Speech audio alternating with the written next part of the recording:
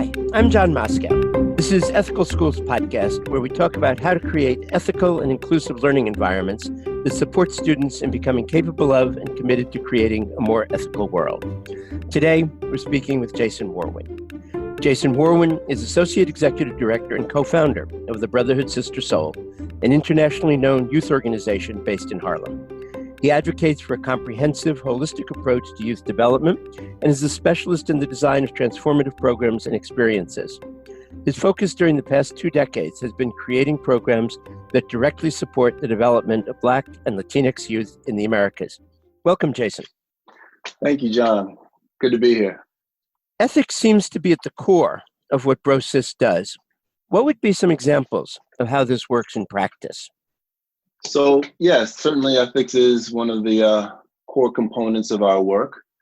And our model and our Rites of Passage program really begins with bringing groups of young men or groups of young women together and having them create a safe space, or what we call an intentional community.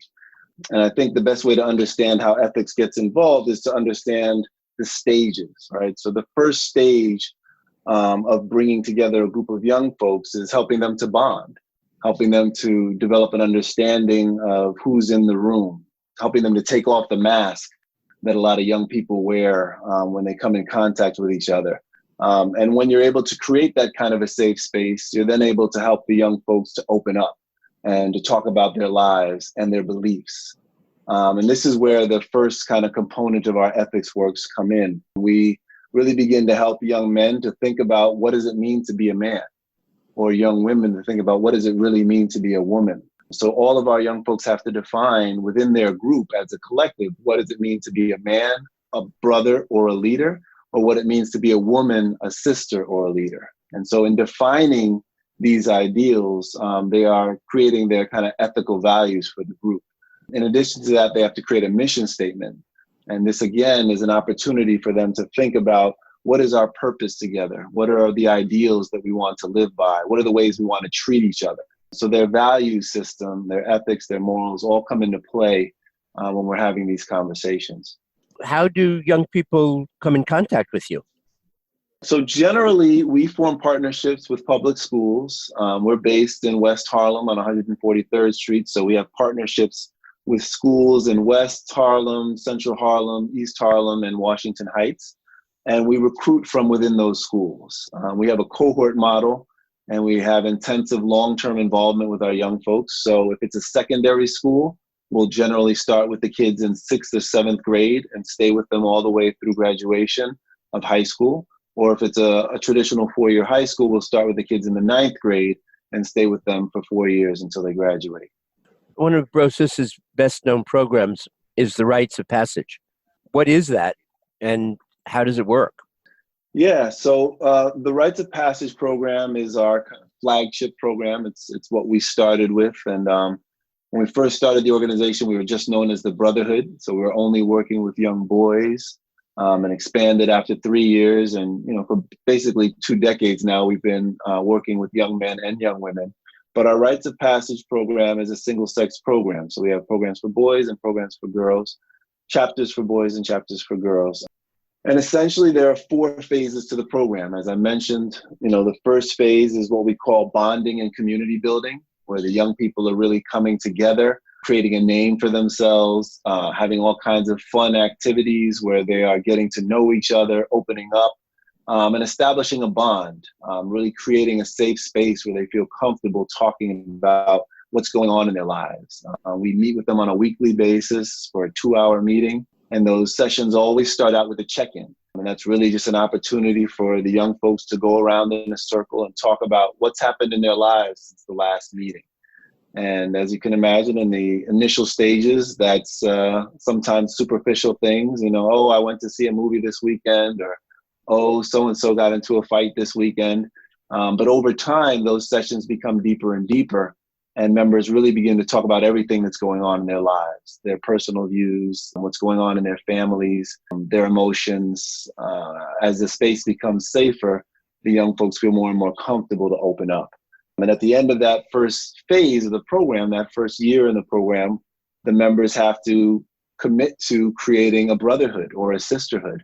And so they create a name for themselves, they create a mission statement, and they create the definitions. So if it's a young women's group, they create a definition of what it means to be a woman, what it means to be a sister, and what it means to be a leader. And if it's a young boys group, then they create a definition of what it means to be a brother, what it means to be a man, and what it means to be a leader. And they define these things specifically because these are the ideals that as a group, they're going to be striving to live by. So the mission statement is what holds them together. The definition of man or woman is what they're striving to achieve. The definition of brother or sister is how they're going to treat each other and other folks in their lives. And the definition of leader for us is kind of unique because, you know, there are some who believe that there are leaders and there are followers. And we actually believe that everyone should be a leader. Everyone should see themselves as a leader. Everyone should be able to define for themselves what they believe in, make wise decisions in their lives, and guide themselves along a positive path. And that's what we feel it means to be a leader. The second phase of the program is where we begin to engage them in deeper conversations around our focus issues. And so that's what we call critical thinking and global awareness and developing knowledge of self. We want them to understand how race and class and gender all intertwine within our society. We want them to have a broad understanding of the effects of drugs on our communities and on our bodies. We want them to have an understanding of homophobia and its effects, of environmental justice, etc., so that they begin to develop a broad understanding of the issues that affect their lives, but also begin to think about how to overcome the challenges and how to create change. In the third phase of the program, or the third year, they begin to develop a personal oath of dedication. So this is a personal statement, a personal testimony to the world of who they are and what they believe in and what they want to achieve with their lives. For many of us in this world, you know, we have never had to actually put down on paper what it is we believe in, what it is we want to accomplish. But we ask our youth to go through that process at a young age to really define their beliefs and define what they want to achieve with their lives. And then in the last phase, it's really about a lifetime commitment. Now you've stood on your own 2 feet, you've stated to the world, you know, who you are, what you believe in, and now it's time to live by those ideals. So they take on a leadership role within the organization. They begin to work with younger kids in the organization, but they're also at a stage where they're really thinking about the next step in their lives, which is either college or the workforce or going out into the world and making their mark. What do you think it is? I mean, there are obviously a lot of youth organizations. What do you think makes BroSis such a transformative experience for young people? Yeah, I mean, I think the bottom line is the level of commitment that our staff have to the young people we serve. So one, you know, when we bring people into our organization, we ask them to make a minimum 4-year commitment. As I said, we work on a cohort model, so we want our staff to be here throughout that process. And so when you look at our staff now, I think the average tenure is actually closer to a decade. Wow. That folks come into our organization and they tend to stay. Over half of our staff, our programmatic staff now, are alumni of the organization. So these are young folks who come through the program, gone off to school, gained an education, and come back now and are working with younger folks who are just like them. So there is a level of family within the organization, that sense of family, that sense of home, that sense of this is not just an institution, this is a place of love. And I think the young folks who come into our organization really feel that. And that is addictive, you know, that feeling of community. All of our staff are on 24/7 call, right? And so it's expected that any young person that you work with that's a part of your program, they have your cell phone number and they know that they can call on you at any time for any reason.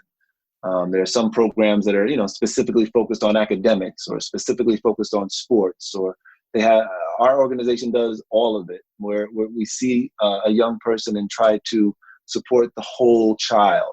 All right. So there isn't any call that could come in where we'd say, well, that's not really what we deal with. Right. And kids see that and they feel that and understand that. And I think that keeps kids involved and engaged in our organization. And lastly, I think, you know, the way we talk about the organization is that it's forever, right? That you join us, you become a part of our family, and you are a part of our family for the rest of your life. And I think We now have, 20 years worth of young people who've been through our organization and who are committed to the ideals that they've stated for themselves since the beginning. And I think as the young folks coming in see that, they also recognize that they're a part of something much bigger than simply a youth development organization. So obviously from what you're saying, selection of staff is obviously really key. How do you select staff? What's the process, both in terms of logistics and also what are you looking for? Yeah, so we are, we're very selective about the folks we bring into the organization. We really have kind of a fourfold process for bringing in folks, especially folks who are going to be working directly with youth.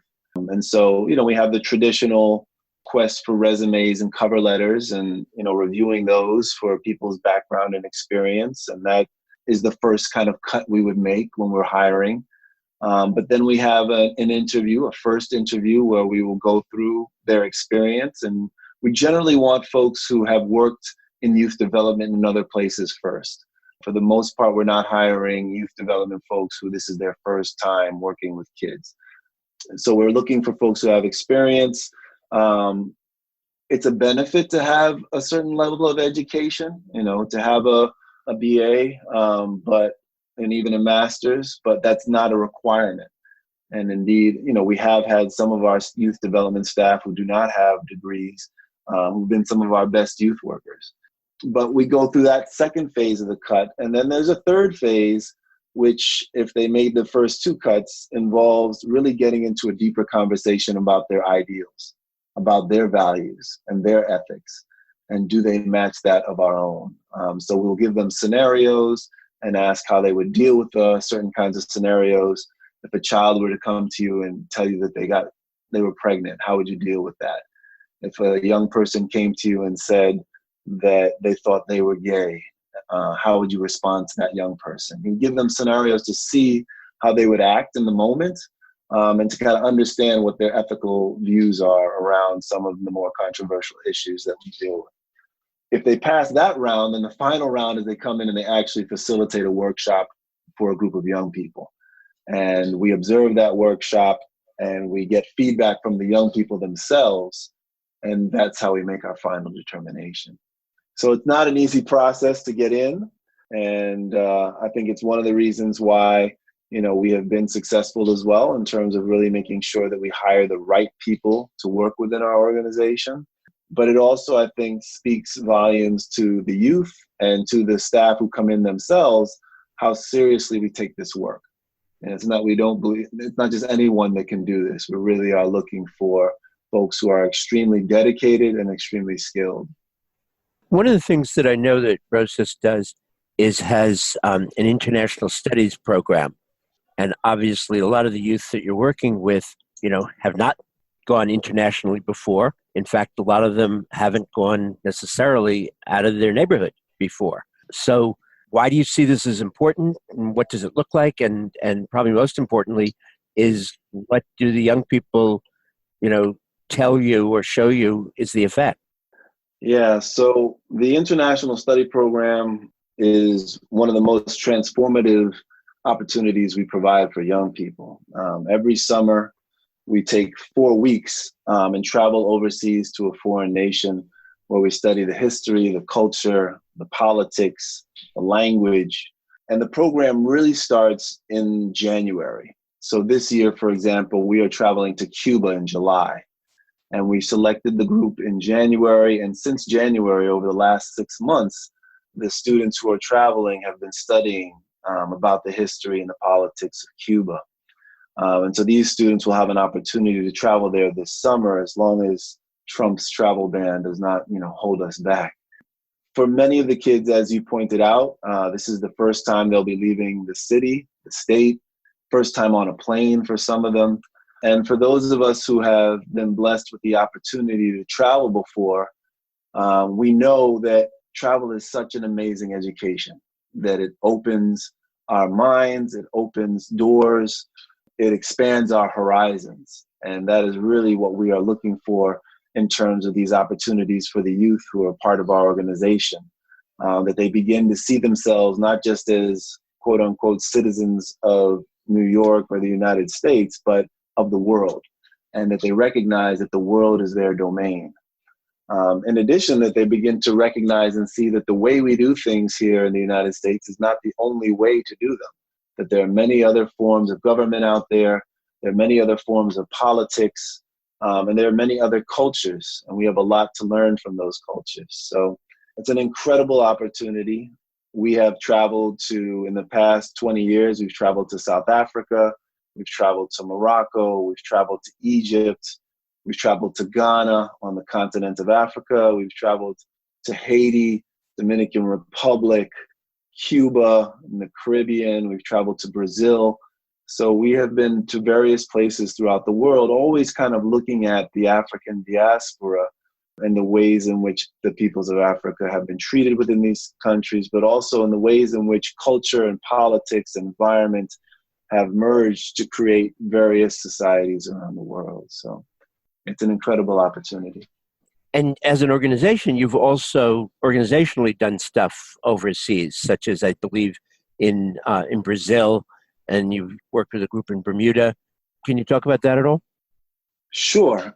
Since the beginning, we have been training other organizations to do the work that we do. And so over the last, I'd say about 10 years, we have taken that work of training and consulting with other CBOs and schools international. And so about 10 years ago, we were invited to Bermuda to work with a group of educators there. They had found out about our work. They were experiencing problems on the island with extreme violence amongst young men and gangs. They wanted to do an intervention and start a positive project for young men. And so we actually went out there, trained the educators, and they actually ended up hiring one of our alumni to work there and to stay with them, leading the program. So that program went on for about 4 years in the island of Bermuda.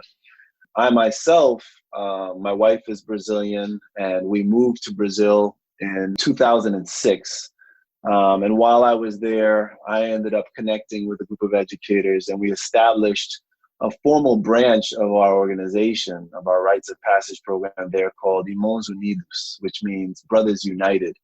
And that program has been going strong now in its 9th year, basically replicating our Rites of Passage model with a group of young men in a town called Adambepe. And, you know, one of the things that I've learned, I've trained groups in Boston. We've got folks there, a program called Young Man with a Plan and the Boston Coalition for Boys. And they are doing the work, wonderful work up there for about 5 years now. This type of work is needed everywhere, you know, providing opportunities for young people to come together, create a safe space, support each other, define their beliefs, their ideals, their values, their ethics, and support each other in achieving positive goals of their life is, you know, it's a natural way of creating support systems to support young people into adulthood. And so we have been fortunate to be able to do it in many different places and looking forward to continuing to spread the work. So as you train people or help people form their organizations, whether nationally or internationally, what are the key elements? You know, if somebody wanted to start Brotherhood Sister Soul, what would someone do? Because you've obviously seen lots of organizations that have succeeded and lots of organizations that haven't or have done part of what they wanted to do. So what do you think are the key elements? Well, I mean, there's two different kind of ways I could take that question. First, one is if you want to start a new organization, right? That's a whole endeavor in and of itself. It's another thing to start a new program within an existing organization, right? I would say to the first part, you know, in terms of starting a nonprofit, you know, that's a huge endeavor. And the only way we found that it worked was by having individuals who are willing to, you know, go above and beyond the call of duty to make sure that it's successful, right? And that extends from the founders themselves, you know, who are the kind of on the ground leadership, to the board. You know, we have only grown to the point we've grown because we've had many, many hands helping to build this organization over the years. And so lots of inspired people who've given their time and energy to making it successful. But generally, when we are supporting the development of Rites of Passage programming in other places, it's within an existing institution. Sometimes it's a new startup, but a lot of times, if it's a school, for example, that wants to start this, or even a nonprofit, they have programming, but they're looking for something different. They're looking for a unique opportunity. And in that sense, what we have found is that, one, you obviously need leadership that is bought into the idea, but you have to have the folks who are on the ground, the front lines, the direct youth workers, who are also really committed to the idea. It can't be a top-down process. It has to be a collective kind of perspective that this is the direction we need to head in. And there has to be a real commitment to the work. This is not the type of program where we can just hand you a curriculum and you can take it and walk away with it. It's really a type of program where the staff need to be responsive to the young people that they're dealing with. So we can give you, for example, a list of workshops that you can run. But the reality is that if the young people in your community are dealing with a particular kind of issue, then you need to be creating workshops to address those issues that they're dealing with. You can't just take a cookie cutter workshop and utilize it, because you're not going to address the real specific needs of the young people you're supporting. So it takes a lot of work, it takes a lot of time. And I find that sometimes folks are looking for an easy solution. And unfortunately, there are no easy solutions to the numerous problems that face the young folks that we're dealing with. I know that one of the things that you and Kari have talked about is the idea that BroSis sort of combines direct service with young people, advocacy, and training. Is this a core element, or is this something that you found really works for you?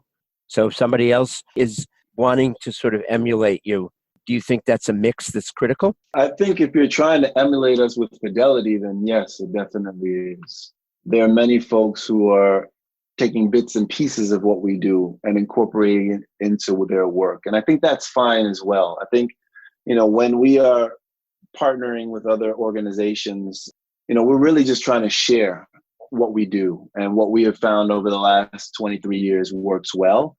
And I think it's really important that folks take those ideas and figure out what works best for their community. As an organization, we've always been pressured to grow, whether that's from foundations or just from other, young people and parents who want us to expand to be able to work with their young folks. But we've always kind of held back on that, and said we really want to emphasize quality over quantity, right? To really make sure that we're working deeply and holistically with the young people we serve, as opposed to branching out and providing more superficial support to many more kids. But we're also very open to sharing our model. Like, we're not at all harboring or hiding, our success. We really want folks to be able to learn from what it is that we're doing. So I think the challenge with that, in terms of the replication, is that everyone's not able to replicate all that we do. We have found that in helping young people and providing the direct youth development support, we do that with an eye on oppression, with an eye on the challenges that young people face. And so when you're dealing with young folks and you're talking to them constantly about the issues that they face today and that historically our people have faced, it can be somewhat demoralizing if you're not also talking about, well, how do you change these problems? How do you overcome these challenges? How do you create a different system that will be better for our people? And so it's a natural progression to go from the youth development work into the youth organizing work. And that's actually how we started. And we were just a Rites of Passage program.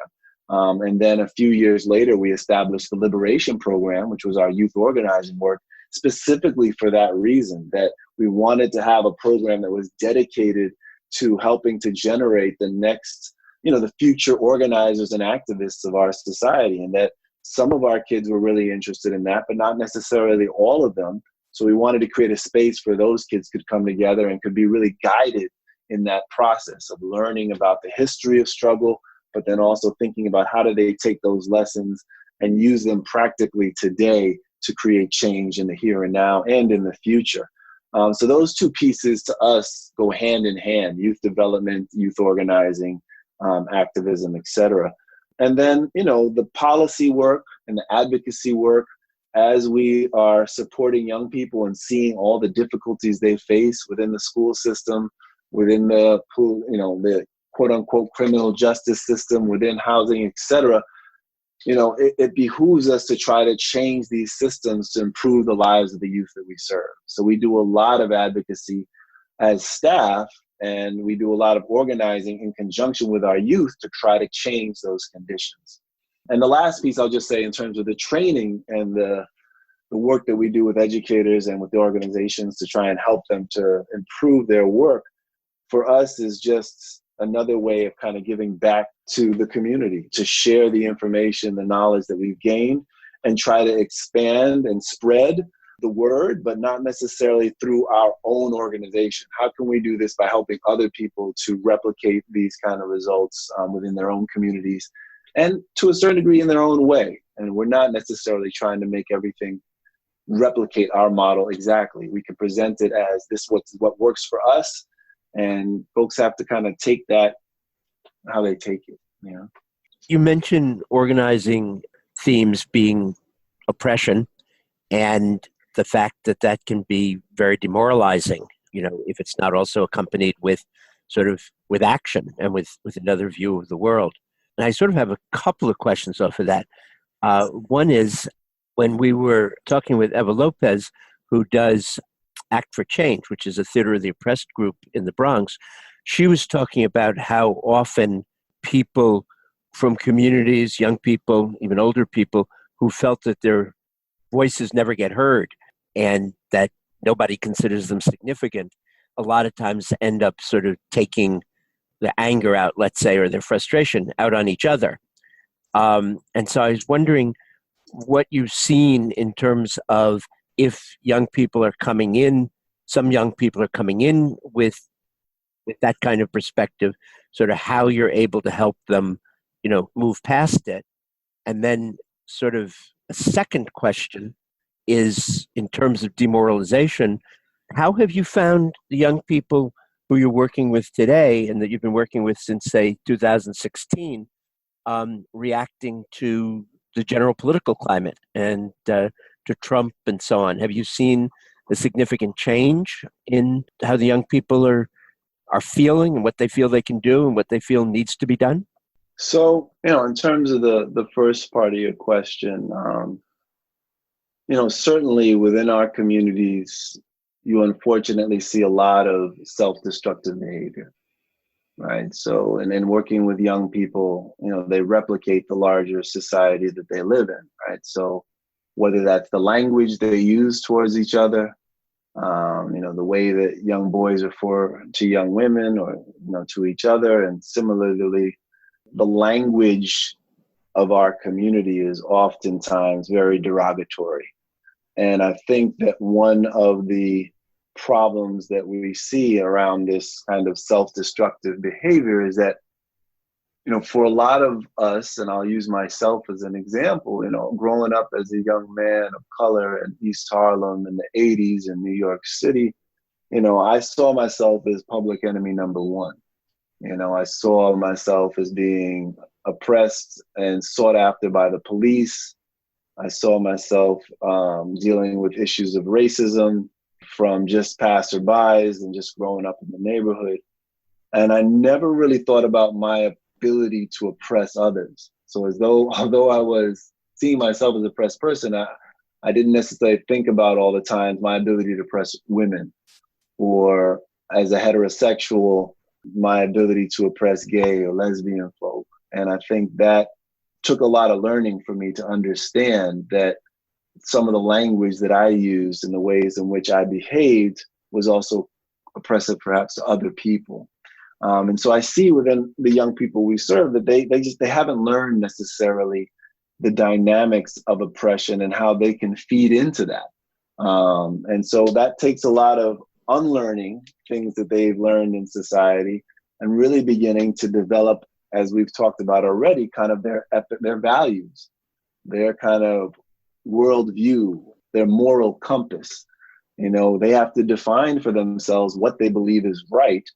And then once we help them to define that, then we can look at any particular behavior, whether that's language, or whether that's the way they're treating someone, or whether that's what decision they're going to make in any given scenario, and use that definition of man or brother or leader or those values that they've set for themselves as the compass to decide which way to go. And I think that's one of the ways in which we as an organization address this problem within our society, is by helping young people to define for themselves what they believe in. And as they do that, then they are better able to navigate all of the various challenges, which at times are pushing them to do negative behavior, even self-destructive behavior. So I'm not sure if I answered all of your questions, but. So when you talk about they're developing their moral compass, and so the organization, BroSis, helps the young people see what some of the options of an ethical moral compass are? I mean, how would you say that young people in the group do develop sort of a collective compass, or a compass that's ethical from your concept of what ethical is? So the main way in which that is accomplished, I mean, there's many different ways, but the main way is through having them to define for themselves as a collective, what are their values, right? So if we define, I'll just give you an example. If we say, what is a brother, right? And then we ask the group to define that. So they'll say things like, a brother is someone who has your back. A brother is someone who tells you the truth, who supports you. A brother is someone who respects women. They will come up with these ideals themselves, right? That will have, through discussion, through debate, until we narrow down a list that everyone in the room can live by. And then what ends up happening is when things occur in their lives where they do something that is contradictory to that value system that they've now created, that creates an opportunity for us to open the conversation. So one of the members goes and, spreads a lie about another member. Wait a second, didn't we say that a brother tells the truth? Like, we'll have that conversation, and it will force the young person to really think about this term, hypocrisy, right? We unfortunately live in a society filled with hypocrites, but that's about the worst thing that you can be called in our organization. The idea is that you define what you believe in and then you live by it, right? And I think through conversation and through opportunities to be with each other over time, no one lives up to their ideals 100% of the time. We all make mistakes, but that's what ends up helping us to develop a stronger moral compass, is that as we make mistakes, when we learn from those, when we reflect on those, when we have opportunities to talk about that, when we are in a community of folks who all have a common kind of value system that we're pushing each other to live by, then that is what helps us to begin to shape a moral compass. And that's what ends up happening in our Rites of Passage program over the course of time. So speaking of moral compass, the second part of my question was, how are members reacting to Trump, to the world in the last couple of years? Have things changed, or, what do you sense? It's a really sad time to be in this nation. Not that I could ever think of a happy time, in terms of our government, so to speak, but it's obviously we're at a really low point. And I think, different members of our organization are taking that differently. There are some, we have folks who are first gen, we have folks who are undocumented, we have folks who are really suffering, under this administration in real serious ways. And we have the spectrum. We have other folks who just, are realizing that the system doesn't work. When you think about this United States being a quote unquote democracy, and yet, the person who gets the most votes doesn't necessarily win. I think there's a lot of demoralization in that sense around what is this government that, we claim as our own. What I have seen in terms of their kind of well-being, and this is not anything new, is that we have many, many young people who are extremely depressed, who don't necessarily see a future for themselves, a positive future for themselves, don't necessarily see happiness, and I think part of what our objective is to help them to recognize that they are loved, and that they have a community of people who love them, and that there is a possibility of a different way. And I think a lot of what we're trying to do for young people is just to open up their minds to the possibility that things can get better, and that they have not only an opportunity, but an obligation to work towards that. Well, I just have one question. You talked about having, sort of a spectrum of living situations that kids are in. How do you relate to families? What do you find in terms of how families relate to you? Is it an integral part of your work? Is it different with different members? What do you find in general over the last, I guess, almost 25 years that you've been doing this? Yeah, so, I guess you could say that it falls along a spectrum. We work with kids from the age of 8 to 22, young folks. And so certainly within our elementary school programs with the youngest kids, we have a lot more intensive involvement with the parents and less so with the high school students. What we have found is that, there are obviously parents who are extremely engaged in their kids' lives and want to know every single thing that their child is doing, and are not allowing them to do certain things because they're so protective. And then on the other side of the spectrum, you've got parents who, will allow their child to travel with us internationally and barely know us. So, there's a range of situations. But for the most part, what we find is that at first parents, kind of assume that we're just like any other organization. But because we work with kids for, basically a minimum of 4 years, and it's usually a lot longer than that, over time, they recognize that this is an extension of their family, that our organization is not just another institution that they're a part of, but a group that is helping their child develop over the course of their adolescence and kind of an extension of their family. So we've got really strong relationships with most of the families, and we're entering now, because we're in the 20-year mark, we're having second generation, family members participate in our organization. So some of our youth who are now grown and have their own kids, and those kids are now beginning to enter into our elementary school program. So we're creating those kinds of cycles as well. That's really exciting that you both have, I think you said over half or about half of your program staff are graduates of the program, and now you're having graduates of the program who are having kids of their own in the program. Thank you very much for this.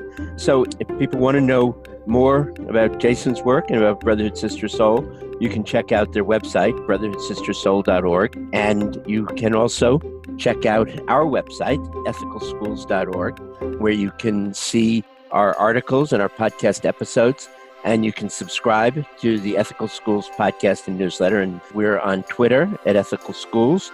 We're on Facebook. We just got on Instagram.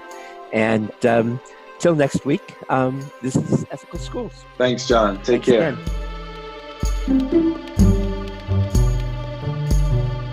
Again.